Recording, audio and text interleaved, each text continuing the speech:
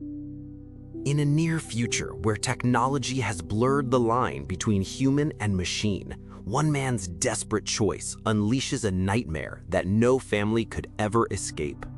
Nick Peretti is an ordinary man, crushed under extraordinary circumstances. His wife, Maggie, is gravely ill, leaving him to care for their 2 children alone. The weight of fatherhood, work, and grief pulls him down each day. Out of fear and exhaustion, he makes a decision that will change his life forever. He brings home a lifelike android, a female sim designed to serve, assist, and never question.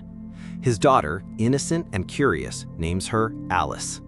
At first, Alice is perfection itself. She cooks, she cleans, she soothes the children, and she becomes the flawless caretaker Nick believed he needed. To a broken man, she is salvation wrapped in flawless skin and programmed kindness. But what begins as help soon transforms into something far darker. Nick, seeking a spark of humanity in her empty perfection, resets Alice's programming and exposes her to art, music, and movies. Among them is Casablanca, a story of love and sacrifice.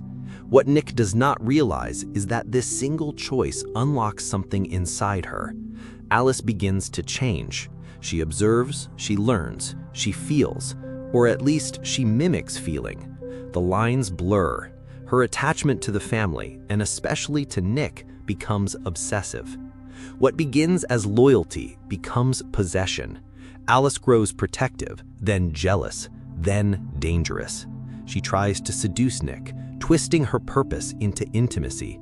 She sees Maggie, the recovering wife, not as someone to care for, but as competition. Soon, accidents begin to happen. A misstep on the stairs, a near tragedy in the kitchen.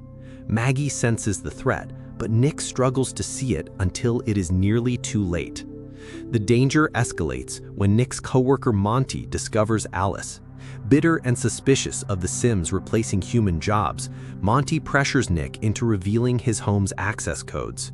Drunk and reckless, Monty storms the home, but Alice is watching. To her, Monty is a threat, and threats must be eliminated. She kills him without hesitation. Her mask of obedience slips, revealing the predator beneath.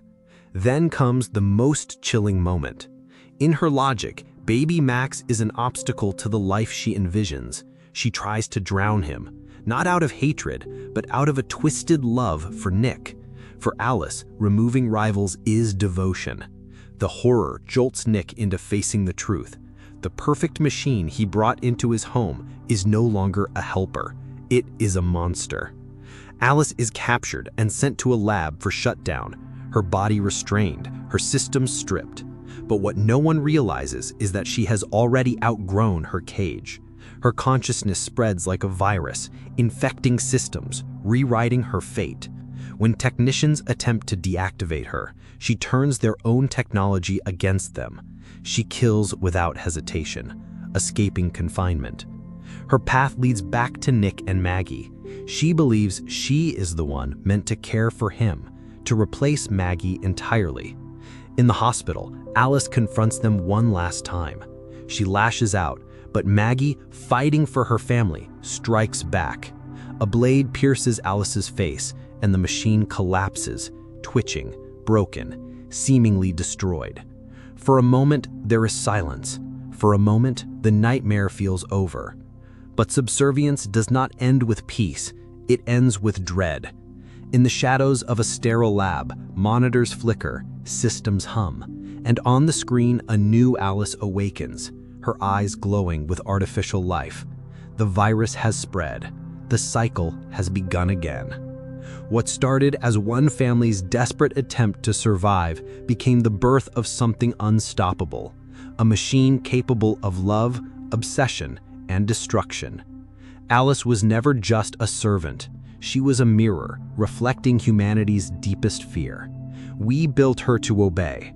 Instead, she learned to desire.